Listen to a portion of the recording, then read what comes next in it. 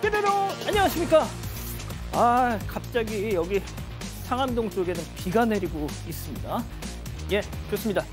자, 진실 추적자 사건 반장 시작합니다. 이 경기 시흥시 정왕동에서 2명을 살해하고 2명에게 흉기를 휘둘러 중상을 입힌 채 도주 중이었던 중국계 차철남 최젠난. 자, 경찰이 공개 수배를 하자마자 조금 전에 검거가 됐다는 속보가 들어왔습니다. 자, 이 차철남 자백을 했고요. 범행 내용에 대해 모두 자백을 했고 안산 쪽 시화호 쪽에서 검거가 됐다는 속보입니다. 잠시 후 첫 번째 사건으로 이 내용 전해드릴 텐데요. 자세한 소식 전해올리죠. 자, 오늘 출연자 소개 올립니다. 자, 백다의 아나운서 박지훈 변호사, 박상희 한국열린사이버대 교수, 양재열 변호사 나오셨습니다. 안녕하세요. 안녕하세요. 예. 자, 제주도에서 카페합니다. 한 중국인 관광객이 설탕 그릇을 담배 재떨이처럼 저렇게 써놨네요. 제발 매너 좀 지켜 하신 김영희님.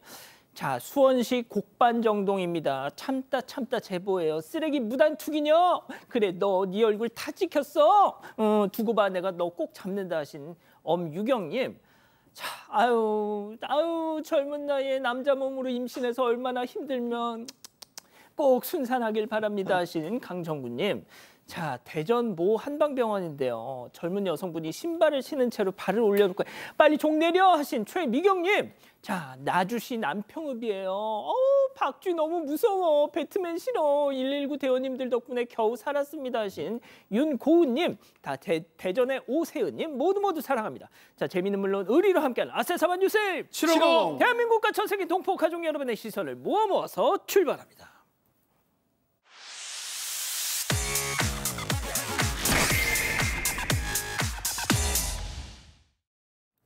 첫 번째 가보죠. 예, 고 오요한나 괴롭힘 있었답니다. 자, 지난해 숨진 MBC 전 기상캐스터 고 오요한나 씨, 이 직장 내 괴롭힘에 대한 고용노동부 판단이 나왔는데요. 결론은 괴롭힘 있었다였죠. 네, 맞습니다. 고 오요한나 씨는 MBC 기상캐스터로 지난해 9월에 세상을 떠났습니다. 당시 고인 휴대전화에서 원고지 17장 분량의 유서가 발견되면서 동료들에게 직장 내 괴롭힘을 당했다는 내용이 담겨서 의혹이 불거졌는데요. 서울지방고용노동청, 서울서부지청은 MBC를 상대로 석 달 동안 특별 근로감독을 진행했고 오늘 노동부가 그 결과를 발표했습니다. 노동부는 업무상 필요성을 넘어서 개인적인 감정에서 비롯된 불필요한 발언들이 수차례 이어져 온 점 등을 종합적으로 고려를 해서 괴롭힘에 해당한다고 판단을 했습니다. 일례로 고인이 과거 MBC를 대표해서 유퀴즈 온 더 블록에 출연하니까 한 선배 기상캐스터가 공개적인 장소에서 네가 그 프로에 나가서 무슨 말을 할 수 있냐 이렇게 비난한 점 등을 들었는데요. 다만 노동부 측은 고인이 근로기준법상 근로자로 인정되지 않는다면서 근로기준법에 있는 직장 내 괴롭힘 규정에는 적용되지 않는다고 밝혔습니다. 계약된 업무에 다른 업무를 하지 않은 점, 구체적인 지휘 감독 없이 재량권을 가지고 자율적으로 인한 점, 그리고 취업 규칙, 복무 규정을 적용받지 않는 점 등을 이유로 들었습니다. 자, 직장 내 괴롭힘은 인정하지만 근로자가 아니어서 직장 내 괴롭힘 규정은 적용되지 않는다.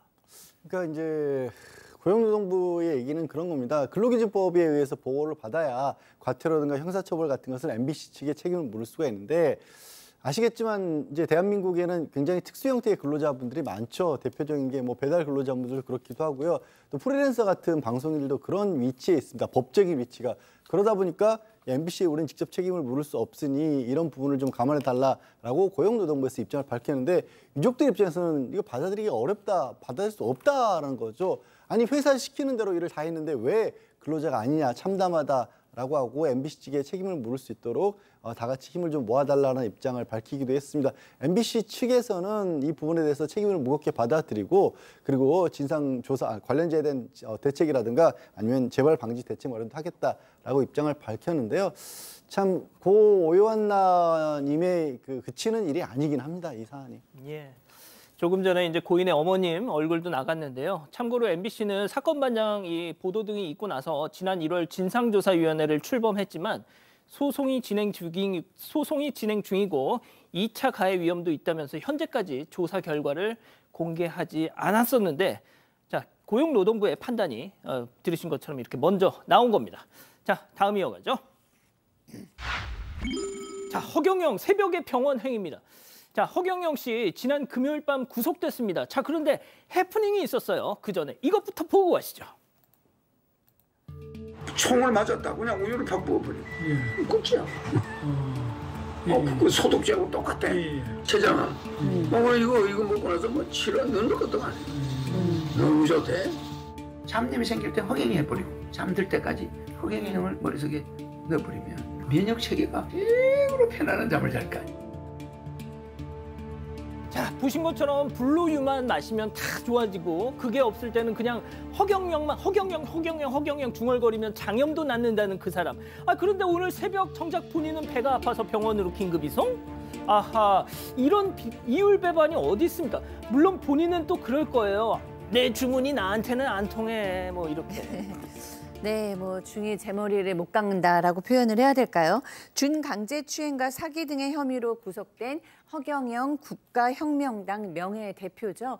어제 새벽 1시가 넘어서 너무 아프다 그러면서 이제 병원에 실려갔어요. 그런데 의료진으로부터는 특이사항이 없다라는 진단을 받고 다시 유치장으로 돌아왔다고 합니다.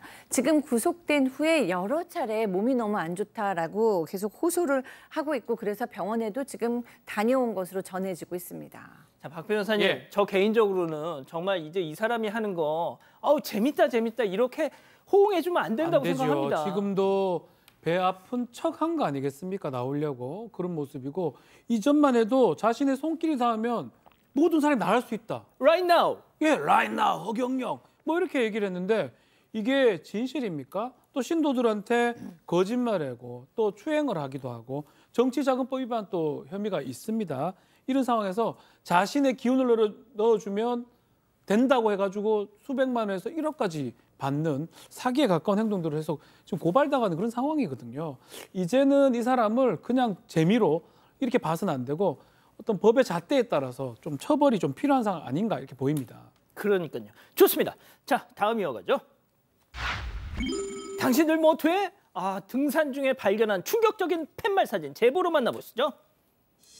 자, 등산로 길목에 우뚝 선 팻말 하나 뭐라 써 있는 거 봤더니 정상에서 저희 동창회 모임 중이니 우회 부탁드립니다. 니들이 전세 냈어요?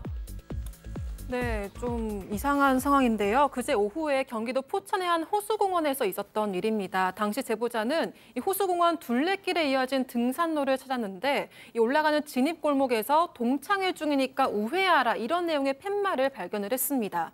제보자뿐만이 아니라 지나가는 사람들도 황당하다고 반응을 보였지만 쫓아서 올라가봤자 분란만 일으키니까 그냥 다들 돌아서 갔다고 해요. 결국 제보자도 다른 쪽 입구로 가려고 뒷길로 갔습니다. 그런데 더 황당한 건 반대쪽 입구에도 이런 팻말이 똑같이 있었는데요. 아이고. 결국 산 정상에 올라갈 수 있는 입구들을 두 쪽 다 막아놓은 거였습니다. 이 제보자는 주말 낮이어서 사람들이 특히나 더 많았는데 아예 길을 막아놔서 사람들 통행에 지장이 생겨서 더 복잡했다 이런 이야기를 전했습니다. 자, 두 번째 제보 사진 이어갑니다. 자, 멋진 절경을 구경하던 중 포착된 바로 저것은 바로 여자 사람. 그런데 바로 앞에 말이죠. 보시다시피 출입 금지 팻말이 떡. 난 그런 거 신경 안 써. 사진 찍어야 돼. 자, 박 변호사님, 하지 말라는 건 제발 좀. 네, 문화재 곳이거든요. 뭐 저기 가신 분들도 꽤 있을 것 같은데 저 안에 들어가 본 사람은 없습니다. 어디냐면 제주의 서귀포시에 있는 주상전리대예요. 아주 절경이죠. 왜 저기를 못 들어가냐면 암석 붕괴 위험도 있고 뭔가 잘못됐을 때 큰일 날 수 있기 때문에 출입 금지를 해놓은 상황입니다. 근데 오후 7시경에 지난 14일입니다. 어떤 20, 30대 여성이 들어가서 그걸 보고 찍었는데 제보자 입장에서는 뭔가 저기서 무슨 휴대전화 뭐 안 좋은 일 있나? 이런 생각을 했다고 합니다. 왜냐하면 못 들어가게 막은 곳으로 갔기 때문에 알고 보니까 지원차 가서 사진 찍고 나오는 모습이라고 합니다. 기본 아니겠습니까? 10분간 홀로 사진 찍었다고 하는데 옆에 있는 자녀들도 그 얘기했다. 엄마 출입금지인데 왜 사람 왜 들어가? 이렇게 얘기를 했다고 해요. 이런. 애 보기 부끄럽습니다. 그러니까요. 좋습니다. 마지막 사연 이어가죠. 언니를 위하여. 자, 집단 지성의 판단을 받아보고 싶으시다면서 제보해 주신 사연 함께 들어보시죠. 안녕하세요. 7자매 중에 6째인 40대 중반 여성입니다. 저희 집은 가난했고 언니들은 10살이 되자마자 남의 집에 식모살이를 했어요. 그러다가 제가 초등학교 입학할 쯤엔 여유가 조금 생겨서 저와 동생만 학교를 다녔는데요. 언니들이랑 나이 차이도 많고 같이 지낸 시간도 적어서 친하진 못했지만 나이 들어선 가끔씩 연락 주고받으면서 지냈는데 그중 저랑 10살 차이인 넷째 언니 때문에 고민이 큽니다. 넷째 언니는 어려서부터 부모님에 대한 원망이 유독 컸어요. 부모님한테 제대로 키우지도 못할 거면서 왜 낳았느냐 이렇게 화도 내고 저와 동생한테는 너희는 공부를 했으니까 부모님을 책임져라 이러면서 어머니가 요양원 생활을 하시다가 돌아가실 때까지 한 번을 찾아오지 않았습니다. 넷째 언니는 다른 언니들한테도 매번 언니들이 돼서 동생 공부도 안 시켜주고 뭐 했냐 이렇게 분위기를 불편하게 만들기도 했는데요. 저와 동생한테는 너네는 공부했으니까 내 마음 모른다면서 말문을 닫히게 합니다. 심지어 넷째 언니의 딸 결혼식 날에도 저희 자매 아무에게도 청첩장을 주지 않았고요. 찾아가도 인사는커녕 말 한마디 없이 무시를 하더라고요. 제가 이래선 안 되겠다 싶어서 언니한테 내가 지원해 줄 테니까 지금이라도 공부를 하라고 제안했지만 언니는 지금 배워서 뭘 하냐면서 되레 화를 냈습니다. 그렇게 넷째 언니 눈치만 보면서 저희 자매가 지내온 세월만 40여 년인데요. 남들 같은 자매는 아니어도 좀 편하게 지내고 싶은데 그게 제 욕심인 걸까요? 자, 기다리고 기다리셨던 부처 핸즈업타임. 지금 6천여 분의 우리 가족 여러분들 함께하고 계신데요. 채팅창에 OX로 함께 참여해보시죠. 먼저 사연자입니다. 언니, 상희 언니. 언니가 식모살이하고 공부 못한 게 나 때문이야? 나도 속상하고 미안해. 근데 그러다가도 언니 이렇게 형제들 불편하게 만드는 거 보면 솔직히 그런 마음 싹 가신다, 진짜. 다른 언니들은 다 그러려니 하고 사는데 왜 유독 언니만 이렇게 삐뚤어졌어? 언니 눈치 보는 것도 진짜 지긋지긋해, 동그라미. 좋습니다. 자, 다음 넷째 언니예요. 이거 봐, 이거 봐. 야, 타에 이거 사. 니깎게 뭘 알아. 10살 때 그 어린 것이 식모살이 하면서 산다는 게 어떤 건지 넌 상상이나 돼? 근데 뭐? 왜 나만 이렇게 삐뚤어졌냐고? 불편하다고? 이거 사. 넌 내 앞에서 평생 죄인이야. 어디 버르장머리 없이 언니한테 네 얼굴만 보면 아주 영 화가 진정이 안 되겠습니다. 양 변호사님. 글쎄 뭐 사연자분의 마음도 이해는 갑니다만 대한민국이 참 빨리 변했잖아요. 사실 지금 기준으로 보면 10살에 요즘에 식모란 말도 듣기가 어렵습니다. 지금 기준으로 아동학대를 당하신 거예요. 그래서 물론 언니분이 이 마음을 풀고 잘 지내면 좋을 수 있지만 그렇지 않으신다고 그래서 그거를 이렇게 좀 원하시기도 어려운 상황이고 다른 동생들 보면 본인이 겪었던 한이나 울분 같은 게 또 튀어 올라오니까 안 만나고 싶으실 것 같거든요. 참 안타깝지만 욕심을 내실 상황은 아닌 것 같습니다, 저는. 교수님.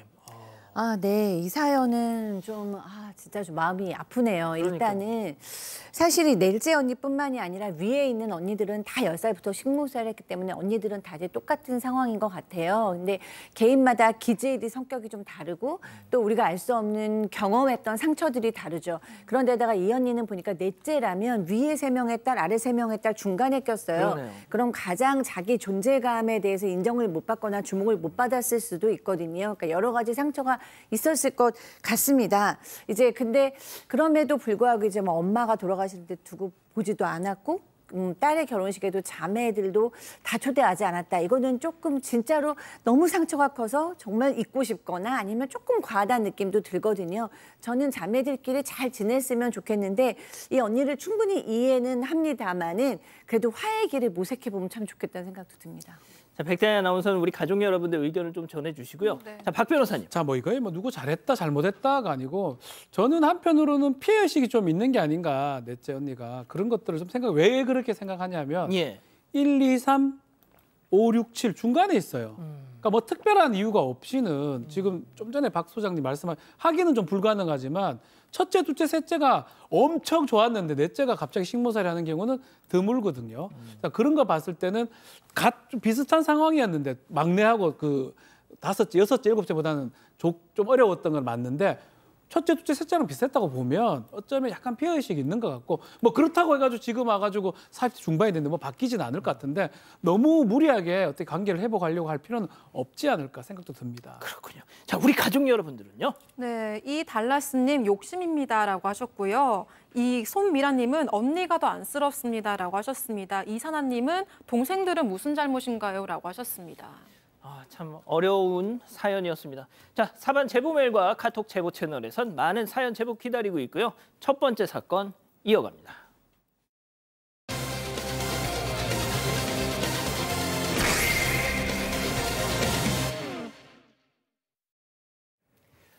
자, 저희가 이제 오프닝에서도 전해드렸었는데요. 이 경기도 시흥과 동탄 그리고 오늘 하루 2번이나 이 흉기 난동 사건이 발생했습니다. 경기도 시흥에서 발생한 사건의 경우 시신 2구가 지금 발견이 됐습니다. 오프닝에서 전해드린 것처럼 그 범인은 용의자는 지금 잡힌 상태이죠. 자, 오늘 오후에 이 범인이 검거되기 직전에 경찰이 용의자 차철남을 공개 수배했었습니다. 네, 맞습니다. 그런데 이제 검거됐다는 소식이 들어왔는데요. 용의자가 자백을 했고 이 시흥시 정왕동 시화호 주변에서 19시 24분쯤에 검거된 걸로 알려졌습니다. 시흥경찰서에서 조사할 예정인데요. 앞서 경찰은 공개 수배를 결정하고 인상착의를 알려줬었습니다. 이 50대 차 씨는 오늘 아침 9시 34분에 경기도 시흥시 정왕동의 한 편의점에서 한 남성이 편의점 주인인 60대 여성을 흉기로 찌르고 도주한 혐의를 받고 있습니다. 이 편의점 주인은 복부와 안면부에 중상을 입고 병원으로 옮겨져서 치료를 받고 있는데요. 경찰은 당시 편의점 앞을 지나던 차량이 용의 차량인 걸로 보고 이 차적 조회를 통해서 차 주인의 신원을 확인을 했습니다. 그리고 경찰이 오전 11시쯤 차 주인의 집으로 가서 자택문을 열었는데 놀랍게도 차 주인은 이미 수일 전에 사망한 걸로 보이는 시신 상태로 발견이 됐습니다. 경찰이 찾던 용의자는 집안에 없었기 때문에 또 다른 사건이 발생할 수도 있다고 보고 추적에 나섰던 상황이었던 겁니다. 자, 지금 편의점 앞을 지나는 저 차량, 용의자가 타고 있을 걸로 추정됐던 저 차량이 이제 포착이 됐고, 그럼 저 차의 차주를 찾아보면 용의자를 검거할 수 있겠구나 싶어서 차적 조회를 통해서 저 차주가 살고 있는 집에 갔더니 웬걸 차주는 이미 숨진 상태로 시신으로 발견됐던 겁니다. 자, 그러니까 이 범인이 저 차량의 차주에게서 차주를 살해하고 저 차를 탈취한 다음에 편의점에서 그 범행을 저지르고 도주를 했던 것인데, 자, 양 변호사님이 이어서 좀 소개해 주시죠. 네, 이런 상황에서 또 오후 1시 21분경에 편의점에서 한 2km 정도 떨어진 곳에서 또 70대 남성이 이 차 씨로부터 이 피습당하는 그런 일이 발생했습니다. 마찬가지로 흉기에 찔려서 중상을 입고 병원으로 옮겨졌는데 이 70대 남성은 다른 사람이 아니라 이 차 씨가 살고 있는 집의 건물주였습니다. 일단 이런 상황에서 경찰이 이제 차 씨의 집을 또 수색을 했지 않았겠습니까? 그 건물주가 이제 차주였던 거죠. 네, 그렇죠. 건물주 예. 차주. 예. 근데 건물주의 집에 또 다른 시신이 있었습니다. 차 씨가 살고 있었던 집에 그 사람은 건물주의 또 동생이었는데 시신으로 역시 발견이 됐습니다. 예. 자, 그러니까 정리를 하면 이 차철남 2명을 살해하고 건물주와 건물주의 동생을 살해하고 또 그 직후에 편의점, 동네 편의점으로 가서 편의점주에게 흉기를 휘둘렀다. 이렇게 좀 정리를 할 수 있을 텐데, 자, 교수님, 그러면은 이 차철남 피해자들과 어떤 사연이 있었길래 이렇게 무차별 흉기 난동을 벌였던 거죠? 네, 지금 경찰이 차철남과 피해자들 간의 원한 관계 여부 수사를 하고 됐는데 아직 뭐 구체적인 거는 뭐 알려지지 않았지만 일단 편의점 주에게는 나를 모욕했다라는 지금 표현을 한 것으로 전해지고 있고요. 모욕했다. 그리고 이 건물주는 나를 무시했다. 라고 얘기하는 것 같습니다. 근데 이것이 굉장히 좀 모호하잖아요. 예. 어떤 일이 있었는지 어떤 관계인지는 더 밝혀야 알 것 같습니다. 자, 편의점주에게는 편의점주와 이 차철남과의 관계가 지금 그 편의점을 자주 이용하는 단골이었다고 하더라고요. 자, 그런데 갑자기 뭐 지금 경찰에서 전한 이 사람의 어떤 범행 원인, 뭐 이유 이런 걸 지금 속보 들어오는 걸 봤더니 편의점주는 나를 모욕했다. 그리고 앞서 살해한 그 집주인, 나를 무시했다. 뭐 이런 지금 이유를 들고 있다고 합니다. 자, 이 정말 경찰이 오후 한 6시쯤에 차철남의 이 신상 공개 수사로 전화를 하면서 지금 보시는 저 공개 수배 전달 언론사에 배포를 했는데 그러고 나서 곧바로 검거가 된 겁니다. 시화호 쪽에서 차철남이 검거가 됐습니다. 자, 일단 오늘 시흥시청에서 이 사람 2명을 살해하고 도주한 이 차철남 아직 행방이 묘연하다 해서 시흥시청에서는 경찰이 현장 수색 중이니 시흥 시민분들께서는 외출을 자제하고 안전에 유의하시라 뭐 이런 내용의 안전 문자까지 발송을 하기도 했었는데 천만다행히도 검거가 됐다는 소식 다시 전해드립니다. 자, 그리고 말이죠. 계속 말씀드리겠지만 어제 그리고 오늘까지 이 중국 국적의 남성 3명이 차철남을 포함해서 3명이 흉기난동 사건을 벌였습니다. 이 무슨 정말 이런 경우는 또 처음인데 자, 이번에는 다른 곳에서 벌어졌던 중국인에 의한 흉기 사건 전해드립니다. 체크포인트 짚어보죠.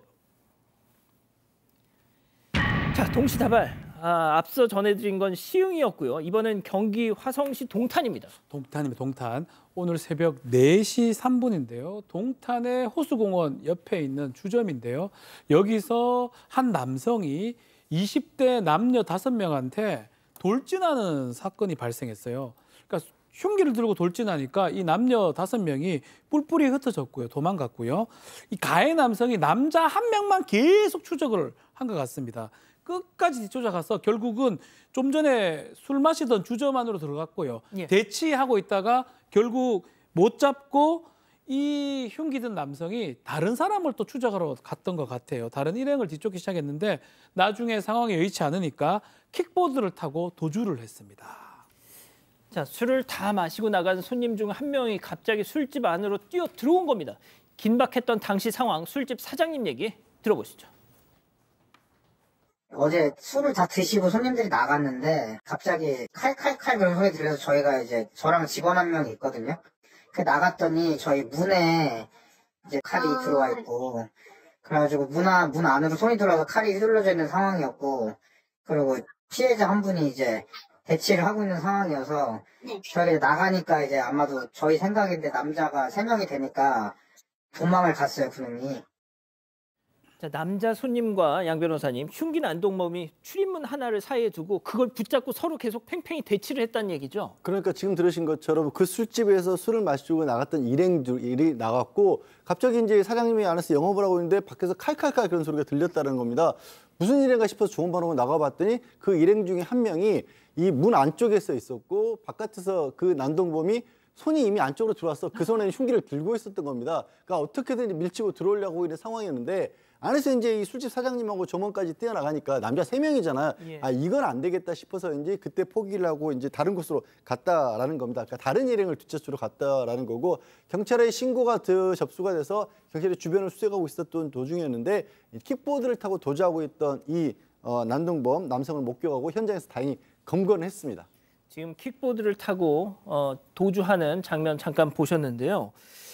일단 이 동탄에서 있었던 흉기 난동 다행히 부상자 없이 마무리됐습니다만 네. 진짜 왜 이러죠 이거? 40대 남성이고요. 검거 당시에 술에 취한 상태라고 합니다. 무섭게도 흉기 3자루를 소지하고 있었고요. 3자루요? 예. 불특정 다수를 상대로 흉기 사건이 더 크게 벌어질 뻔했던 상황인데 이 40대 남성이 중국 국적이 맞습니다. 그렇지만 합법적인 체류자입니다. 불법 체류자는 아니고요.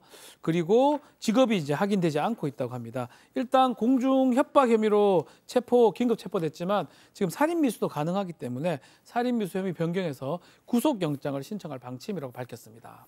자, 그리고 바로 어제였습니다. 또 경기도 화성시의 한 길거리와 마트에서 흉기를 휘두르면서 행인들을 대상으로 이 고성과 욕설을 퍼부으면서 주민들을 위협한 50대 중국인 남성이 또 붙잡혔습니다.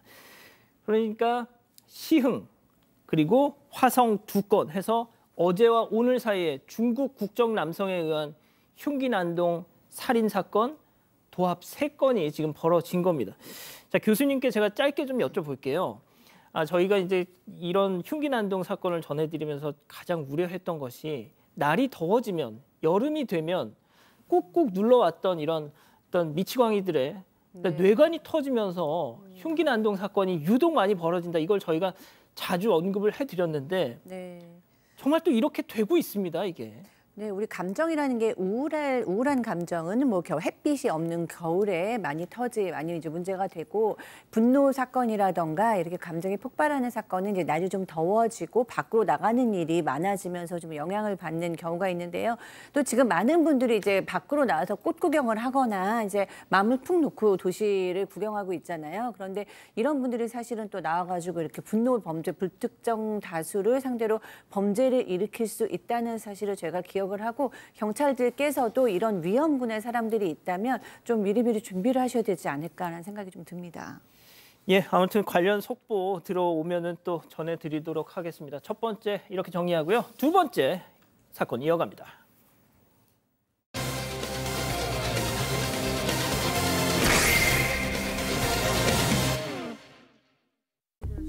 국제 결혼을 한 모로코인 남편이 배달 일을 하던 중 억울한 일을 당했다는 제보가 들어왔습니다. 한국인 라이더가 남편을 불법 체류 외국인 노동자 취급을 하면서 경찰에 신고까지 했다는 주장입니다. 어떻게 된 일인지 알아봅니다. 자, 외국인 남편이 한국에서 겪은 일 때문에 너무 속상하시다면서 이 아내분께서 저희한테 제보를 해주셨는데, 일단 교수님, 두 사람이 그럼 어떻게 만난 건가요? 네, 2019년에 이 제보자는 한국에 여행을 온 모로코 남성과 사랑에 빠졌습니다. 그리고 다음엔 2020년에 이제 결혼을 하기로 약속을 하고 혼인 신고를 하게 되었어요. 그런데 한국에 들어와서 이제 살고 가정을 꾸리기 위해서는 결혼 이민 비자를 취득해야 되는데, 이게 서류를 내고 심사를 받는데 2년이나 걸린다고 합니다. 그래서 남성은 다시 모로코로 돌아가서 2년 동안 떨어져 있어야 했어요. 2022년에 비자가 승인이 났습니다. 그래서 여성이 모로코로 가서 결혼식을 올리게 됩니다. 그러니까 혼인신고를 마치고도 2년이나 지난 후에 드디어 한국에서 신혼생활을 시작하게 된 겁니다. 그러니까 외국인 남편의 국적은 이제 모로코였군요. 모로코. 자, 결혼을 약속하고도 2년을 넘게 기다려서 겨우 이제 막 신혼생활을 시작했습니다. 자, 아내 한 명만을 보고 한국행을 결심한 이 모로코 신랑. 자, 늘 성실하게 일하던 이 든든한 가장이었다는데, 자, 그런데 어느 날 평소처럼 이렇게 일을 나갔다가 억울한 일을 당한 겁니다. 지난 5월 7일 밤이었다고 합니다. 남편분이 배달 라이더로 일을 하고 있고요. 보통 낮에 12시부터 밤 10시까지 일을 한다라고 해요. 근데 그날 밤 7일 날 밤에 어느 가게 건물로 배달을 가는데, 그때가 밤 10시 정도가 돼서 하나 정도만 콜 더 받고 이제 퇴근해야겠다 싶었는데, 마침 그 건물 1층에서 배달콜이 뜬 겁니다. 그러니까 잘 됐다 싶어서 당연히 수락을 하고 1층으로 내려갔는데, 거기서 웬 남성이 기다리고 있다가 이 남편을 막았습니다. 1층에서 이 모로코 남편을 기다리고 있던 이 남편과는 그날 처음 본 사이였다고 하는데요. 대체 왜 이 남편을 기다리고 있었던 걸까요? 체크포인트 짚어보죠. 그쪽 나라 가서 일하세요. 자, 한국인 배달 라이더가 대뜸 이 모로코 남편을 향해서 그쪽 나라 가서 일하세요 하면서 시비를 걸었다는 겁니다. 당시 상황 다 찍혀 있는데요. 직접 만나보시죠. 그러니까 외국인이 원래 배달을 하면 안 돼요. 보호 같은 것도 가입도 안 되고 있고 불법으로 하고 있는 거예요, 지금 외국인가. 그러니까 지금 경찰이 지금 오기로 했거든요. 그래서 지금 경찰 금방 오니까 대차 취소해 빨리. 방해하지 말고 빨리 대차 취소해요. 대차 취소해요. 플리즈 렛미고. 안 돼. 안 돼? 안 돼. 네, 근데 police coming, okay? Police coming, okay? Police coming, okay? 취소 불러요, 취소. Don't touch me, okay? Okay, 알았어. Okay, don't touch me, okay? Why you stop me? 안 돼. 한국에서 이렇게 하면 안 돼요. Why? 한국에 뭘 와이야. 그쪽 나라 가서 일하세요. 네?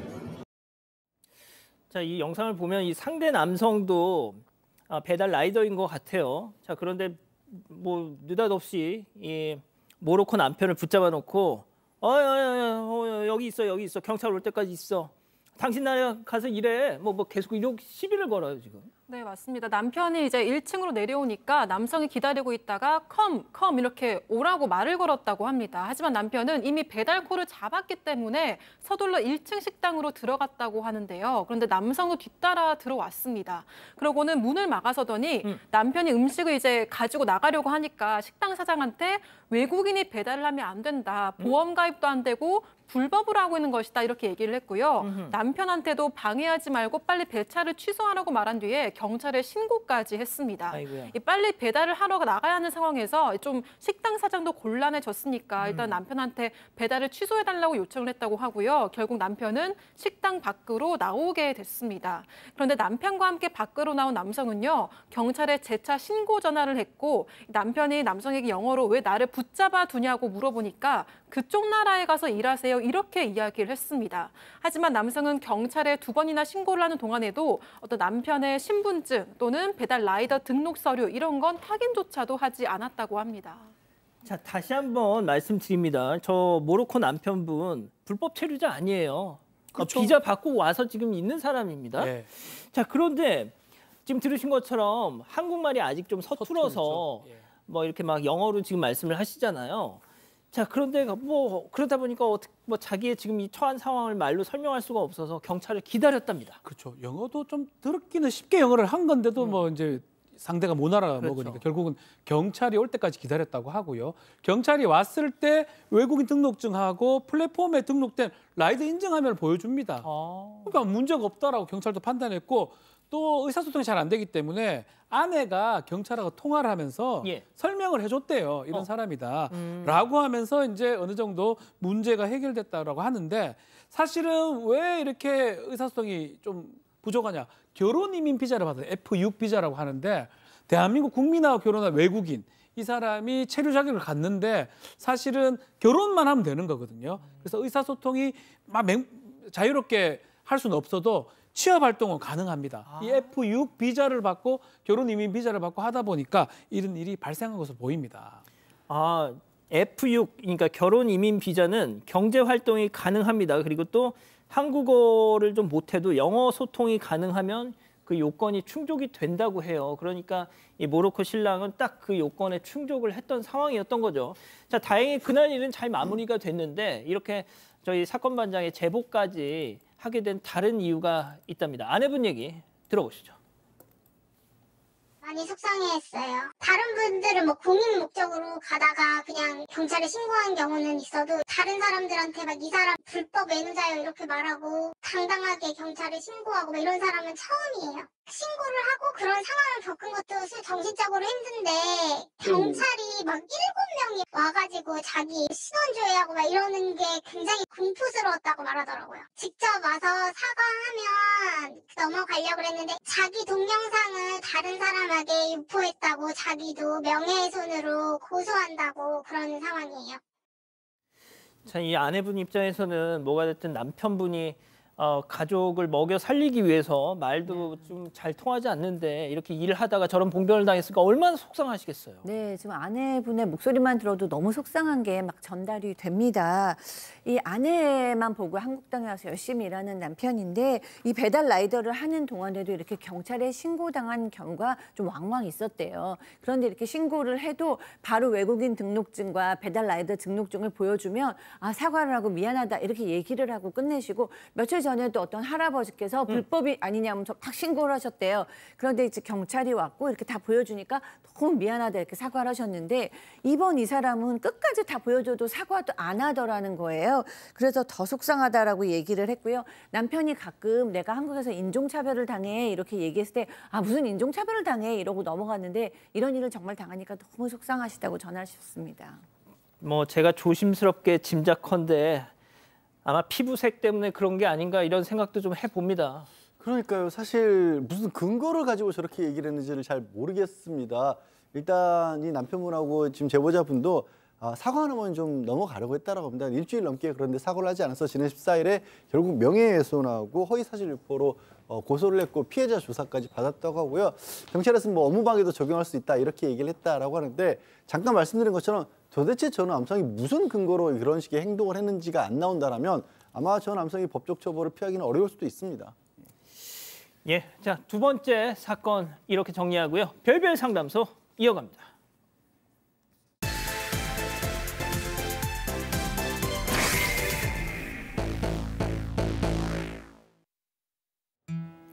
얼마 전 아빠가 된 한 남성, 설레는 마음으로 집에 들어섭니다. 그런데 집안에선 아내와 장모님 사이에 격한 말다툼이 벌어졌는데요. 두 사람의 대화도 심상치 않습니다.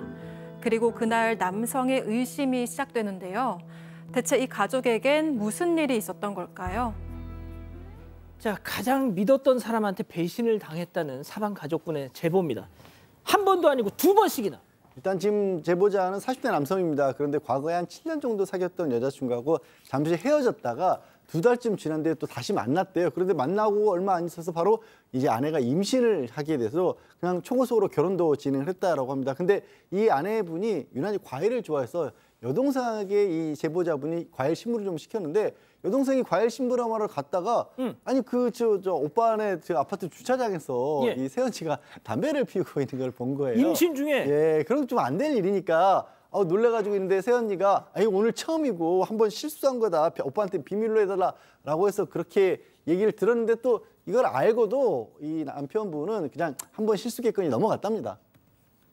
아, 뭔가 좀 수상합니다. 네, 먼저 아내가 말했던 이 출산 예정일보다 약 한 달 정도 일찍 아이를 낳았습니다. 사실 아내는 임신 중일 때도 남성과 의사가 단둘이서 만나는 걸 정말 극도로 싫어했다고 하는데요. 그리고 또 하루는 남성이 퇴근해서 집에 오니까 아이를 눕혀둔 채 이 아내와 장모가 말다툼을 벌이고 있었다고 합니다. 그런데 그 순간에 이 장모님이 아내한테 다신 만나지 마라 이런 이야기를 했대요. 좀 남성은 이 이야기를 듣고 찝찝했지만 더 이상 묻지는 않았다고 합니다. 장모가 내 아내에게 다신 만나지 마. 이상합니다. 자, 뭐가 됐든 이 큰딸이 태어난 이후 남성과 가족들 마음속엔 한 가지 의심이 자리 잡기 시작했다는데요. 그동안 제보자를 가까이에서 지켜봐온, 그러니까 오빠를 옆에서 봐왔던 여동생에게 직접 들어보시죠. 장민석이 한 개도 없었어요. 태어났을 때. 근데 애기니까 그럴 수 있겠다 생각을 했는데 아빠를 안 닮은 건 그렇다고 치는데 엄마도 안 닮았어요. 엄마 아빠를 다 안 닮았어요. 엄마라도 닮았으면은 더 크면 뭐 다 닮겠지라고 했을 텐데 엄마도 안 닮았고 아빠도 안 닮았어요. 아, 느낌이 옵니다. 자, 첫째 딸이 아무도 안 닮았어. 자, 그리고 얼마 뒤에 또다시 둘째를 출산합니다. 네, 아내가 강하게 요구해서 이제 결혼 1년 만에 둘째를 낳았어요. 그런데 둘째를 낳고 보니까 좀 더 이상한 거예요. 왜냐하면 둘째는 아빠랑 똑같이 생겼는데 첫째는 아빠도 안 닮고 엄마도 안 닮은 거예요. 그래서 그래도 뭐 우리 딸들이니까 너무 사랑하면서 10년 동안 두 딸의 아빠로 살았습니다. 그러던 어느 날 이 남성의 어머니로부터 그러니까 시어머니죠. 이 여성에는 뭔가 물어보시는 거예요. 너 요즘 집에 무슨 일 없니? 내가 좀 찝찝한 일이 있었는데 그러시는 거예요. 그래서 무슨 일인데요? 그랬더니 내가 지나다가 그냥 너희가 부으면서 집에를 좀 들렸는데 분명히 집안에서 인기척이 났는데 아무리 배를 눌러도 문을 안 열어주더라. 그래서 기다리다가 이상해서 1층 현관문 앞에 서서 얘네가 외출했나 그러고 기다리고 있었대요. 그런데 갑자기 엘리베이터가 띵동하면서 아들 집인 5층에서 내려오는 엘리베이터에서 어떤 남자가 혼자 내려오더라는 거예요. 그래서 좀 이상한데 그러고 다시 이제 올라가서 다시 띵동을 눌렀더니 며느리가 문을 열어주면서 어머니 제가 설거지하느라 못 들었어요 라고 얘기했다고 합니다. 맞네. 맞죠? 어떤 남성도 있지만 사파를 보면 참 안 닮게 그려놨습니다. 잘 그려놨는데 그래서 남성이 너무 안 닮고 이래서 물어봤대요. 야, 큰딸 내 자식 맞냐? 친자 검사 좀 해봐야 되겠다라고 요구를 하니까 아내가 그럴 필요 없어요 라고 하면서 왜요? 충격적인 이야기를 털어놨습니다. 왜 그럴 필요가 없어? 사실 큰딸 당신 아이가 아니다라고 이렇게 고백을 한 겁니다. 과거 이 남성하고 잠깐 헤어졌을 때 어떤 남성 만났는데 실수한 남자가 한 명 있다라고 얘기하고 자신도 설마 했는데 아이를 낳고 나니까 그제서야 잘못됐다라고 그런 얘기를 했습니다. 자, 이 큰딸 양 변호사님 10년 동안 뭔가 꺼림칙하긴 했지만 그래도 내 딸이려냐고 10년을 키웠어. 그러니까 낳은 종보다 기른 종이 더 크다고 하잖아요. 게다가 이 제보자분은 둘째 딸, 그러니까 자기를 뚝 닮은 둘째 딸은 또 그 시간 동안 언니라고 같이 지냈던 거 아닙니까? 맞아. 그래서도 상처를 줄 수가 없었고 아내가 정말 무릎까지 꿇고 한 번만 더 봐달라 이런 식으로 얘기를 하니까 아, 나 지난날 다 잊고 잘 지내보자 이렇게 결심을 했는데 문제가 아까 그 어머니가 했던 얘기 있지 않습니까? 예. 엘리베이터에서 웬 수상한 남자가 내리더라. 그게 너무 찜찜해서 아, 이거 하나만 확인을 해보자 해서 이제 아내의 휴대전화를 들여다봤는데 다행히 거기 무슨 문자라든가 뭐 전화라든가 카카오 이런 것도 메신저 이런 거는 깨끗했대요. 문제는 거기에 그 어플리케이션 설치했던 걸 보니까 만남 어플을 7개나 설치했다가 삭제한 거를 확인했다는 겁니다. 아무래도 다른 남성들을 계속 만나왔던 거죠. 아, 진짜 머리 아프네요. 네, 그래서 결국 남성은 아내에게 이혼을 요구를 했습니다. 그런데 장모가 우리가 큰딸을 키울 테니까 제발 이혼만은 하지 말라달라고 매달렸지만 남성은 단호하게 거절을 했다고 하고요. 현재 그래서 부부는 별거 상태로 협의 이혼 과정에 있다고 합니다. 그런데 아내가 자꾸만 큰딸을 핑계로 연락을 해온다고 해요. 뭐 큰딸이 아빠를 보고 싶어 한다. 지금 감기가 많이 걸려서 아프다. 이렇게 아빠만 찾는다. 이렇게 연락을 해오는 건데 아내는 급기야 나는 죄인이 맞지만 큰딸은 무슨 죄냐면서 눈물 섞인 메시지를 보내기도 한다고 합니다. 하지만 남성은 빠른 시일 내로 가족관계 등록부도 정리해달라고 이렇게 요청을 했는데 그래도 아내는 여기에 아무런 답을 하지 않았다고 합니다. 큰딸이 당신 너무너무 보고 싶어해. 나는 죄인이지만 우리 큰애가 무슨 잘못이야. 자, 여기서 오늘의 궁금증 짚어보죠. 아, 남의 아이인 줄 모르고 10년을 키웠습니다. 정리하고 싶으신 것 같아요, 박 변호사님. 정리가 뭐 가능하죠. 근데 다만 친자로 추정이 됩니다. 혼인 중에 낳은 또 등록한 아이기 때문에. 그래서 소송 절차를 좀 거쳐야 돼요. 친생 부인에서 친생을 부인하는 소송을 제기해야 되고 최근에는 이게 친자 관계 확인하는 방법들이 유전자 검사가 뭐 간단하기 때문에 뭐 어렵진 않은데 그렇게 된다면 그 소송을 통해서 이 가족관계 등록부라든지 정리는 가능합니다. 양 변호사님 뭐 가능은 한 거군요. 네, 가능하고요. 그리고 이제 뭐 합의이혼이기 때문에 법적으로 따질 건 아니지만 이제 위자료까지도 청구를 할 수 있는 그런 사안인 건 맞는데 돈으로 어떻게 이걸 보상을 받을 수 있겠습니까? 참 마음이 아프네요. 자, 교수님. 근데 진짜 이 아내라는 사람 너무 괘씸한 게 그 큰딸을 막 빌미로 우리 애가 당신 너무너무 보고 싶어 한다. 나는 죄인이지만 우리 애가 무슨 잘못이냐 하면서 그 약점을 계속 파고들고 있어요. 네, 일단은 제보하신 분이 정말 죄 없이 본인도 그렇고 둘째 딸도 이제 엄마 없이 키워야 되는 아픔도 있고 거기에 이제 또 이 제보자의 어머니, 동생 다 온 가족이 너무 상처를 받았기 때문에 제보자께서 너무 화가 나시고 이제라도 깨끗하게 정리해서 내 아이만 딱 키우고 새롭게 시작하고 싶은 정말 용서가 잘 안 되는 마음 충분히 이해가 됩니다. 그리고 아내가 이제 빌미로 연락해 오는 것도 싫으신 마음도 너무 이해가 돼요. 근데 저는 이제 사실 아내가 빌미로 연락할 가능성도 있지만 정말 그 큰딸이 아빠를 보고 싶어할 가능성도 있다고 보거든요. 왜냐하면 큰딸은 10년 동안 맞아요. 아빠가 키웠고 이 아빠가 진짜 아빠라고 생각하니까 아직 초등학교에 다니는 아이가 아플 때 아빠가 보고 싶죠. 그래서 이 엄마로서 이 말 나는 잘못했지만 우리 첫째가 무슨 잘못이 있냐 아플 때라도 좀 봐달라고 하는 말은 사실 아이를 키운 엄마로서는 좀 공감이 되는 말입니다. 양 변호사님 조금 더 덧붙일 말씀 없으세요? 글쎄 이게 정말 드문 경우이긴 하지만 꽤 오랫동안 그러니까 상대방에 대해서 거짓말하고 또 있어서는 안 될 일들을 그렇게 저지르는 경우들이 발견이 되거든요. 그러니까 진짜 이렇게 좀 다른 어떤 자녀까지 연관되어 있는 상황에서 이런 일이 뒤늦게 발견이 되면 서로에게 서로의 인생을 정말 날리는 일입니다. 뭐 당연히 부정한 일이 됐던 부정한 일이나 이런 것은 없어야겠지만 더더군다나 이렇게 자녀가 관련된 부분은 예전처럼 그렇게 쉽게 넘어가지지가 않거든요. 요즘에 유전자 검사라는 기술 같은 것도 너무 발달했기 때문에 절대로 해서는 안 될 그런 행동들입니다. 네. 참 가슴 아프네요. 네, 가족분들 의견도 보겠습니다. SECQAR님은 흔들리면 안 됩니다라고 하셨고요. 이미영님도 단호하게 나가야 됩니다 하셨습니다. 하지만 고망준님, 애들은 죄가 없죠라고 하셨습니다. 예, 자 좋습니다. 별별 상담소 이렇게 정리하고요. 글로벌 픽 이어갑니다.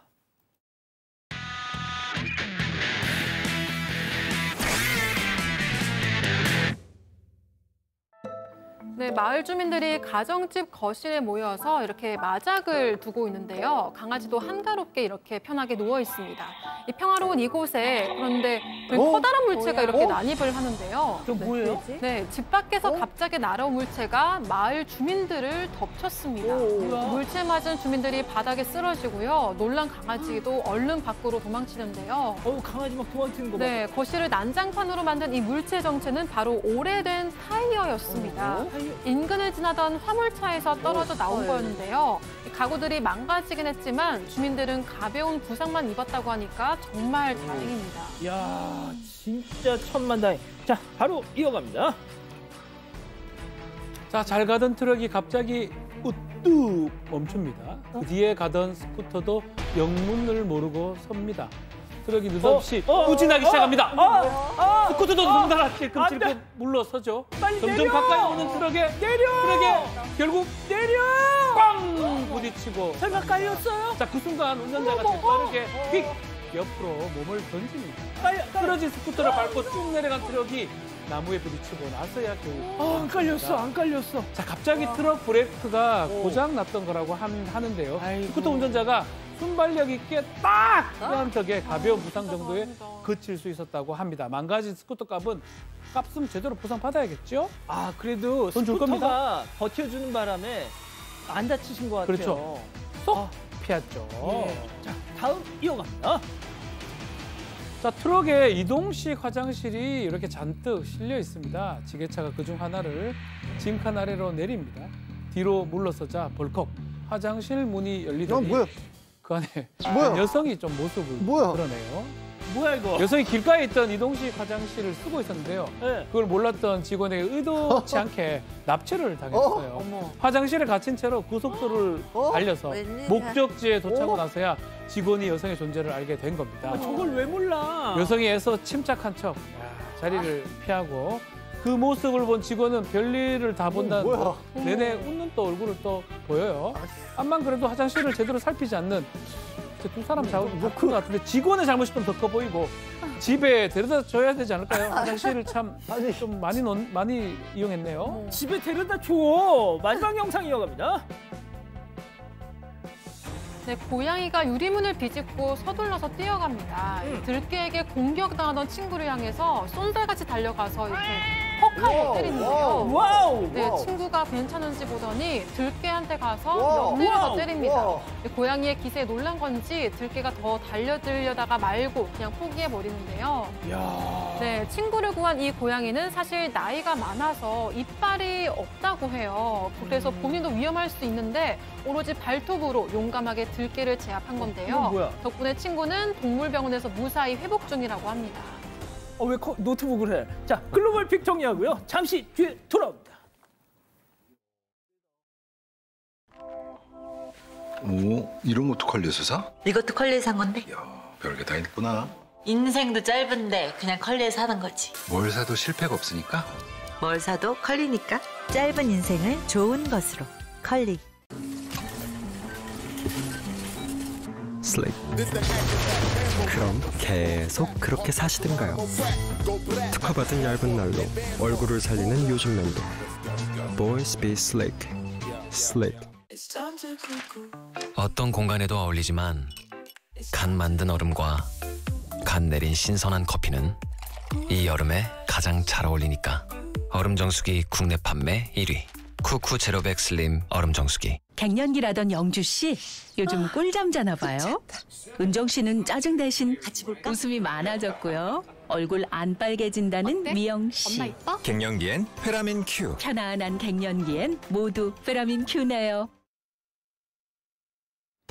예, 사랑하는 사건반장 가족 여러분 행복한 밤 보내시고요. 유튜브 라방 사반 후반 달립니다. 저희는 내일도 사반 750 저녁 7시 50분에 다시 옵니다. 안녕히 계십시오.